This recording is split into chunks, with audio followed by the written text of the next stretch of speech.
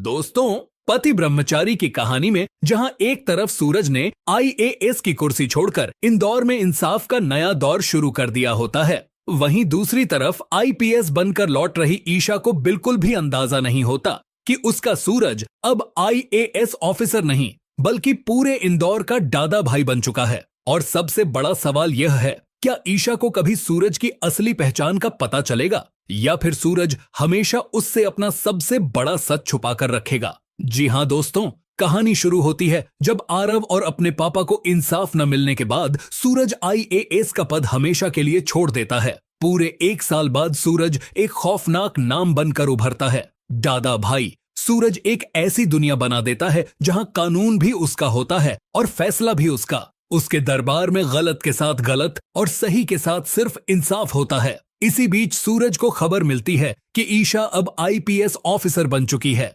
सूरज खुद को आईने में देखता है और धीरे से कहता है, जब ईशा जी आईपीएस बनकर मेरे सामने आएंगी तो मैं उन्हें सलाम कैसे करूंगा, क्योंकि मैं पहले वाला सूरज नहीं रहा। तभी रिया सूरज से कहती है, ईशा भाभी अब आईपीएस बन चुकी हैं, वह कभी कानून के खिलाफ नहीं जाएंगी। सूरज हल्की सी मुस्कान के साथ कहता है, भले ही मेरे और कानून के बीच अब 36 का आंकड़ा हो, लेकिन हम ईशा जी का स्वागत बड़े धूमधाम से करेंगे। लेकिन कहानी में सबसे बड़ा ट्विस्ट तब आता है जब बंटी के कहने पर सूरज के आदमी शहर में आते ही ईशा को उठाकर सीधे सूरज के पास ले आते हैं। सूरज का आदमी मुस्कुरा कर कहता है, अरे आईपीएस मैडम, पहले दादा भाई को सलाम कीजिए, फिर आराम से ड्यूटी ज्वाइन करिएगा।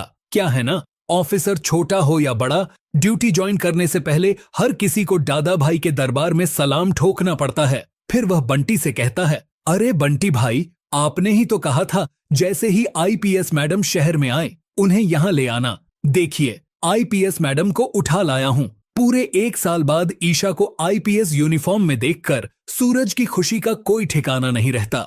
ढोल नगाड़ों के साथ फूलों की बारिश होती है और सूरज ग्रैंड अंदाज में ईशा का वेलकम करता है। लेकिन ईशा हैरान होकर पूछती है, यह कौन लोग हैं और तुमने यह अजीब तरह के कपड़े क्यों पहने हुए हैं? एकदम गुंडे मवाली जैसे लग रहे हो। सूरज तुरंत बात संभाल लेता है, अरे कुछ नहीं ईशा जी, यह सब सरप्राइज का हिस्सा था, बस थोड़ा सा प्रैंक। सूरज हर हाल में अपनी दादा भाई वाली पहचान ईशा से छुपाने की कोशिश करता है। तभी ईशा मुस्कुरा कर कहती है, बहुत मुश्किल से आईएएस बने हो, दोबारा कभी मेरे सामने गुंडा बनने वाला प्रैंक मत करना। और यह दादा भाई क्या लगा रखा है, यह वर्ड मैं दोबारा नहीं सुनना चाहती, समझे मेरे आईएएस ब्रह्मचारी। लेकिन दोस्तों, क्या ईशा को कभी कानो कान खबर लगेगी कि सूरज अब आईएएस नहीं दादा भाई बन चुका है? क्या ईशा सूरज के दादा भाई वाले सच का सबसे बड़ा सदमा सह पाएगी? अगर आप चाहते हैं कि आईपीएस बनने के बाद भी ईशा सूरज से कभी दूर न हो तो कमेंट में जरूर लिखिए,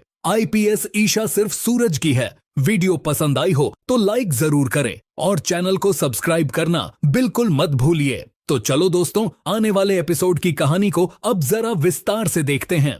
दोस्तों, पति ब्रह्मचारी की कहानी में जहां एक तरफ सूरज ने आईएएस की कुर्सी छोड़कर इंदौर में इंसाफ का नया दौर शुरू कर दिया होता है, वहीं दूसरी तरफ आईपीएस बनकर लौट रही ईशा को बिल्कुल भी अंदाजा नहीं होता कि उसका सूरज अब आईएएस ऑफिसर नहीं बल्कि पूरे इंदौर का दादा भाई बन चुका है। और सबसे बड़ा सवाल ये है, क्या ईशा को कभी सूरज की असली पहचान का पता चलेगा या फिर सूरज हमेशा उससे अपना सबसे बड़ा सच छुपा कर रखेगा?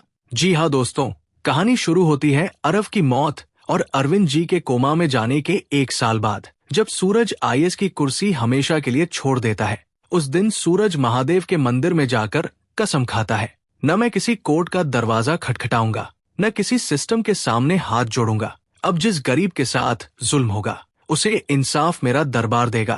इसी कसम के साथ सूरज एक नई पहचान बना लेता है, दादा भाई। पूरे इंदौर में धीरे धीरे दादा भाई का नाम गूंजने लगता है। एक तरफ भ्रष्ट मंत्री, दूसरी तरफ लैंड माफिया और तीसरी तरफ बिल्डर लॉबी, सब एक एक करके दादा भाई के निशाने पर आने लगते हैं। एक रात एक गरीब बस्ती को तोड़कर मॉल बनाने की तैयारी चल रही होती है। बिल्डर के आदमी बुलडोजर लेकर पहुंच जाते हैं। गरीब लोग रोते हुए अपने घर बचाने की भीख मांग रहे होते हैं, लेकिन तभी अचानक सारी लाइट्स बंद हो जाती है।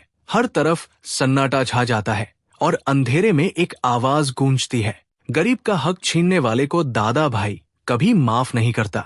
अगली ही पल सूरज अपने आदमियों के साथ वहां पहुंच जाता है। बिल्डर के गुंडे हमला कर देते हैं, लेकिन कुछ ही मिनटों में सब जमीन पर पड़े होते हैं। सूरज बुलडोजर की चाबी तोड़ देता है, फर्जी रजिस्ट्री के कागज जला देता है और असली कागज गरीबों को वापस दे देता है। एक बुजुर्ग महिला रोते हुए सूरज के पैर पकड़ लेती है। बेटा, भगवान तुझे हमेशा खुश रखे। सूरज उसे उठाकर कहता है, माँ, मैं भगवान नहीं, सिर्फ तुम्हारा बेटा हूँ।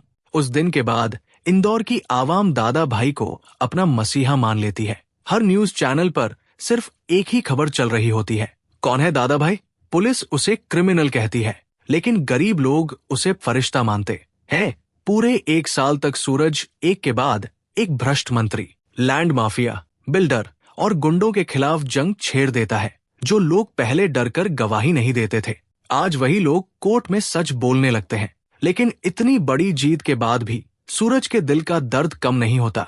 हर रात वो अरव की तस्वीर के सामने बैठकर सिर्फ एक ही बात कहता है, मैं तुझे इंसाफ दिलाकर ही चैन की सांस लूंगा। इसी बीच सूरज को खबर मिलती है, आईपीएस ट्रेनिंग पूरी हो चुकी है और ईशा कल इंदौर लौट रही है। ये सुनते ही सूरज के चेहरे पर एक हल्की सी मुस्कान आ जाती है। वो धीरे से कहता है, ईशा जी को मेरी सच्चाई का पता नहीं चलना चाहिए जब तक अरव के असली कातिल मेरे सामने नहीं आ जाते। और यहीं से शुरू होती है एक नए झूठ, एक नए इम्तिहान और एक नए तूफान की कहानी। दोस्तों, एक पूरा साल बीत चुका होता है। एक तरफ पूरा इंदौर दादा भाई के नाम से गूंज रहा होता है, वहीं दूसरी तरफ ईशा अपनी आईपीएस ट्रेनिंग पूरी करके अपने शहर इंदौर लौटने वाली होती है। पुलिस अकादमी में पासिंग आउट परेड खत्म होते ही ईशा अपनी आईपीएस वर्दी को देखकर मुस्कुराती है। वो दिल ही दिल में कहती है, सूरज, आज तुम्हारा सपना भी पूरा हो गया। लेकिन मुझे क्या पता था तुम्हारी जिंदगी 1 साल में इतनी बदल चुकी होगी। उधर सूरज को मिश्रा जी का फोन आता है, बॉस, ईशा जी की फ्लाइट 2 घंटे में इंदौर लैंड करने वाली है। ये सुनते ही सूरज के चेहरे पर मुस्कान आ जाती है। वो तुरंत पूरे घर वालों को हॉल में बुलाता है। काव्या, रिया, दाइमा, अरविंद जी और घर के सब लोग वहां मौजूद होते हैं। सूरज कहता है, कल नहीं, आज ही हमारे घर की सबसे बड़ी खुशी लौट रही है। ईशा जी का वेलकम इतना ग्रैंड होगा कि वो कभी भूल नहीं पाएंगी।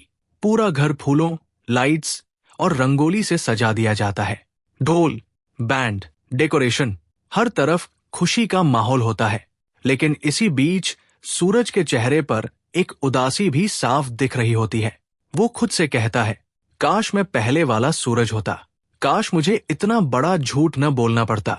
इसी बीच बंटी हंसते हुए कहता है, बॉस, एक सरप्राइज भी होना चाहिए। सूरज मुस्कुराकर कहता है, बिल्कुल, लेकिन सरप्राइज यादगार होना चाहिए। फिर वो अपने आदमियों को धीरे से आदेश देता है, जैसे ही आईपीएस मैडम एयरपोर्ट से निकले, उन्हें सीधे फार्म हाउस ले आना। एक आदमी घबराकर पूछता है, बॉस, किडनैपिंग? सूरज जोर से हंस पड़ता है, पागल, किडनैपिंग नहीं, सिर्फ एक प्रैंक। ध्यान रहे, ईशा जी को कोई तकलीफ नहीं होनी चाहिए। सभी आदमी एक साथ कहते हैं, जी बॉस। उधर ईशा पूरे कॉन्फिडेंस के साथ इंदौर एयरपोर्ट पर उतरती है। मीडिया कैमरे उसकी तरफ घूम जाते हैं। पुलिस अधिकारी सलाम करते हैं। हर किसी की जुबान पर एक ही बात होती है, वेलकम आईपीएस ईशा सिंह। ईशा मुस्कुराकर सबका धन्यवाद करती है, लेकिन उसके दिल में सिर्फ एक ही खुशी होती है, आज 1 साल बाद सूरज से मिलूंगी। जैसे ही वो अपनी आधिकारिक गाड़ी में बैठती है, अचानक कुछ एसयूवी उसकी गाड़ी के सामने आकर रुक जाती है। कुछ नकाबपोश लोग बाहर निकलते हैं और कुछ ही पलों में ईशा को दूसरी गाड़ी में बैठा दिया जाता है।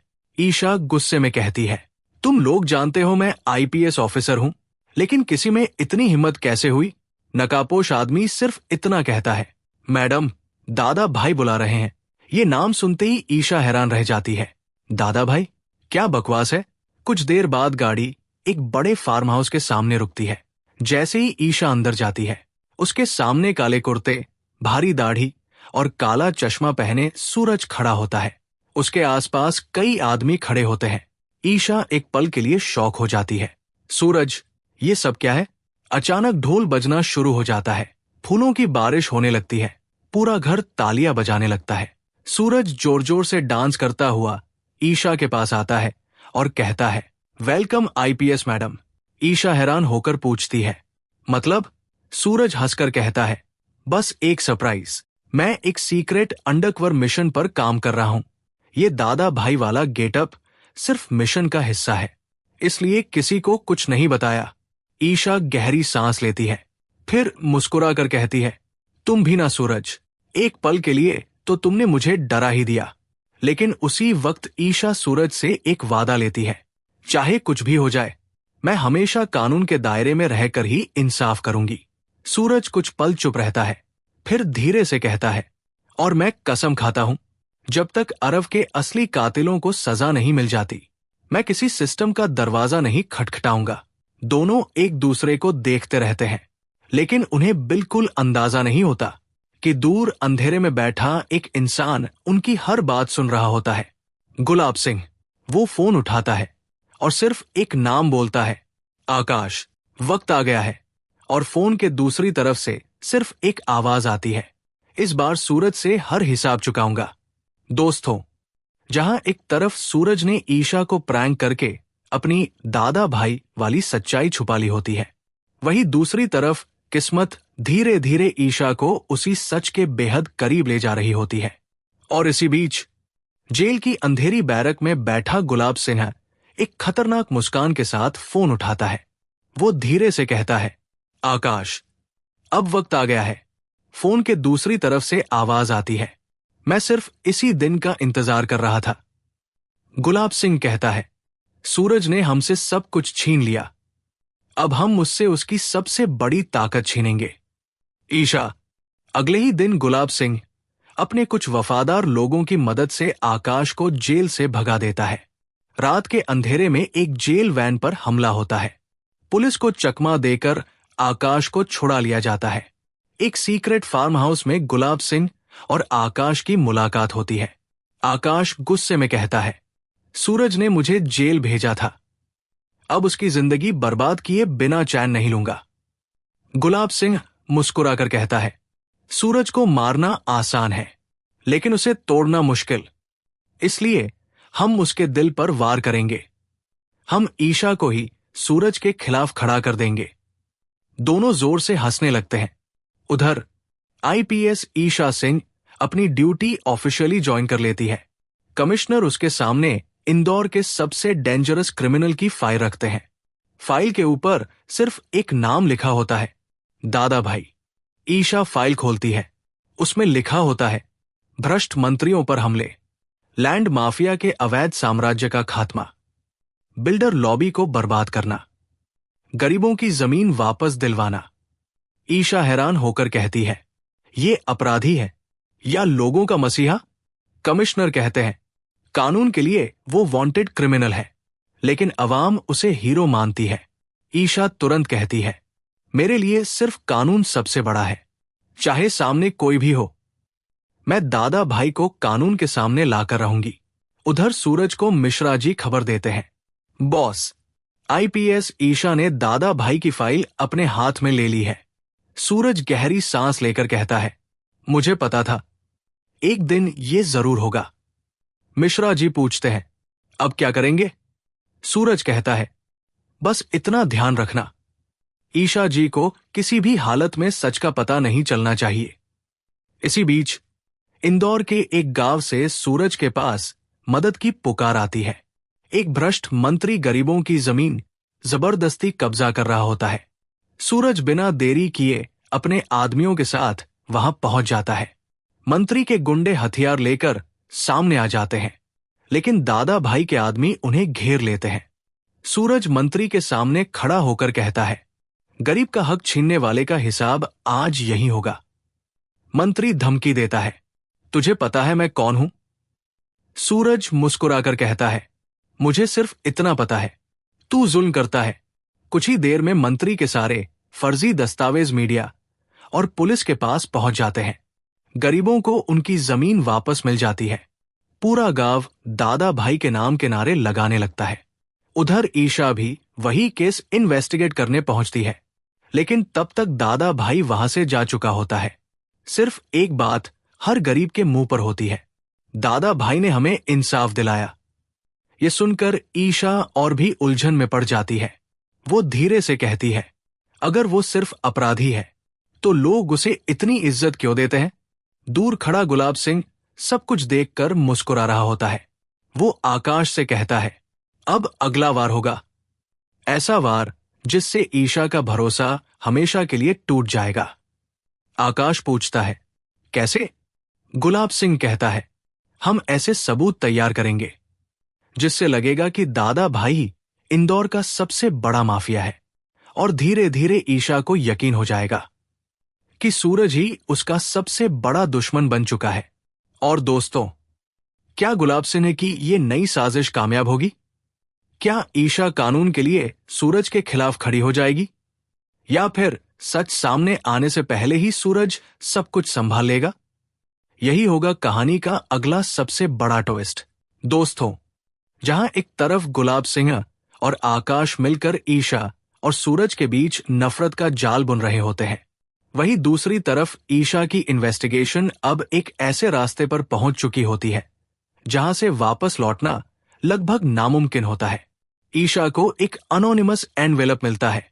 उसमें कुछ ब्लरी फोटोज, सीसीटीवी क्लिप्स और लैंड डील्स के डॉक्यूमेंट्स होते हैं, और उन सब में एक ही चीज कॉमन होती है, दादा भाई का नाम। ईशा गुस्से में कहती है, ये आदमी हीरो नहीं हो सकता। इतनी सारी अवैध गतिविधियां, ये सब प्रूफ झूठ नहीं हो सकता। लेकिन उसके दिल में कहीं न कहीं एक शक भी होता है, क्या सच में कोई अपराधी गरीबों के लिए काम कर सकता है? उधर सूरज को भी पता चल जाता है कि प्लान तेजी से आगे बढ़ रहा है।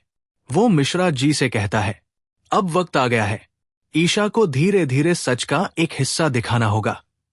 मिश्रा जी टेंशन में कहते हैं, लेकिन अगर पूरा सच सामने आ गया तो? सूरज कहता है, तो या तो ईशा मुझे समझेगी या मुझे हमेशा के लिए खो देगी। इसी बीच गुलाब सिंह अपना सबसे खतरनाक प्लान लागू करता है। वो एक फेक वीडियो मीडिया में लीक कर देता है जिसमें दिखाया जाता है कि दादा भाई ने एक बड़े बिजनेसमैन का मर्डर करवाया है। न्यूज चैनलों पर ब्रेकिंग न्यूज चलती है, दादा भाई अब देश का मोस्ट वांटेड क्रिमिनल है। ईशा शॉक में आ जाती है। वो तुरंत पुलिस फोर्स के साथ एक्शन प्लान बनाती है। अब मैं इस दादा भाई को खुद गिरफ्तार करूंगी। रात का दृश्य, एक पुरानी अबैंडन्ड फैक्ट्री। पूरा इलाका पुलिस ने घेर लिया होता है। अंदर सिर्फ अंधेरा होता है और बीच में खड़ा होता है दादा भाई, सूरज। ईशा गन तान लेती है। रुको, अब तुम बच नहीं सकते। सूरज धीरे से बोलता है, ईशा, तुम गलत समझ रही हो। ईशा गुस्से में चिल्लाती है, मुझे तुम्हारे खिलाफ सारे सबूत मिल चुके हैं। सूरज एक पल चुप रहता है, फिर कहता है, अगर तुम सच सुनना चाहती हो तो सुनो।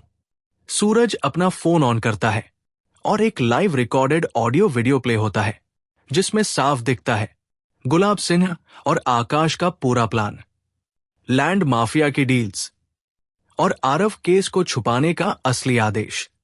ईशा के हाथ से गन धीरे धीरे नीचे गिर जाती है। तो आरव का कातिल गुलाब सिंह था?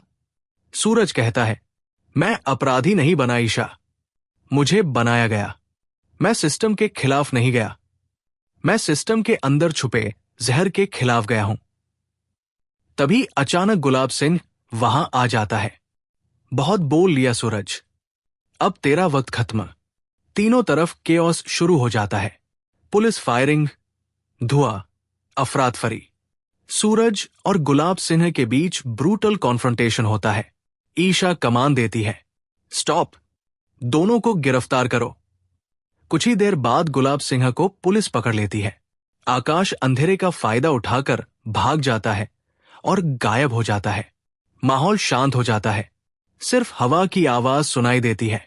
ईशा धीरे धीरे सूरज के पास आती है। अगर तुम इनोसेंट थे तो मुझे पहले क्यों नहीं बताया? सूरज कहता है, अगर मैं बता देता तो तुम मुझे कभी समझ नहीं पाती ईशा। मैं तुम्हें टूटने से बचाना चाहता था।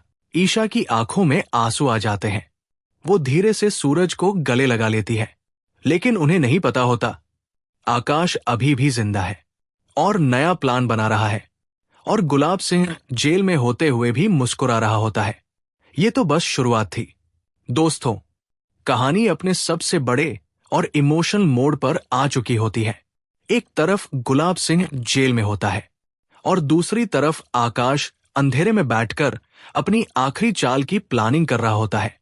लेकिन अब सबसे बड़ा सच ईशा के सामने आ चुका होता है। वो पूरी रात रोती रहती है और सुबह होते ही सूरज को बुला लेती है। ईशा धीरे से कहती है, मैं तुमसे गुस्सा हूं, लेकिन तुमसे नफरत नहीं कर सकती। सूरज चुप रहता है। ईशा आगे कहती है, तुमने मुझे सच से दूर रखा, लेकिन शायद इसलिए क्योंकि तुम मुझे टूटने से बचाना चाहते थे। सूरज बस इतना कहता है, मैं हर फैसला सिर्फ तुम्हारी हिफाजत के लिए लेता रहा हूं ईशा। तभी कोर्ट केस शुरू होता है। सारे सबूत पेश किए जाते हैं। गुलाब सिन्हा के खिलाफ recordings, land mafia network, Aarav murder का पूरा सबूत, आकाश की इन्वॉल्वमेंट। जज अंतिम फैसला सुनाता है। गुलाब सिंह को आजीवन कारावास plus high security jail. Court में सभी लोग इमोशन हो जाते हैं। आरव का केस आखिरकार आधिकारिक रूप से बंद हो जाता है। ईशा आंखों में आंसू लेकर कहती है, आरव को इंसाफ मिल गया, लेकिन उसके दिल में अभी भी सूरज के लिए उलझन होती है। कुछ दिनों बाद आरव मेमोरियल स्कूल फिर से खुल जाता है। बच्चे खेल रहे होते हैं, फूल खिले होते हैं और वही पुरानी जिंदगी फिर से लौट आती है। सूरज और ईशा स्कूल के ग्राउंड में खड़े होते हैं। सूरज धीरे से कहता है, मैं दादा भाई था, पर आज मैं सिर्फ सूरज हूं। ईशा उसकी तरफ देखती है, और मैं सिर्फ ईशा, जो कानून के साथ भी है और तुम्हारे साथ भी। दोनों एक दूसरे का हाथ पकड़ लेते हैं। लेकिन तभी अचानक एक फोन बजता है। अनजान नंबर। आवाज आती है, आकाश, तुमने सोचा सब खत्म हो गया? मैं अभी जिंदा हूं, और इस बार मैं सूरज को उसकी सबसे बड़ी कमजोरी से मारूंगा। कॉल डिस्कनेक्ट हो जाती है। सूरज और ईशा एक दूसरे को देखते रह जाते हैं। सूरज धीरे से कहता है, यह कहानी अभी खत्म नहीं हुई ईशा। इंसाफ कभी खत्म नहीं होता, वो बस नए रूप में वापस आता है।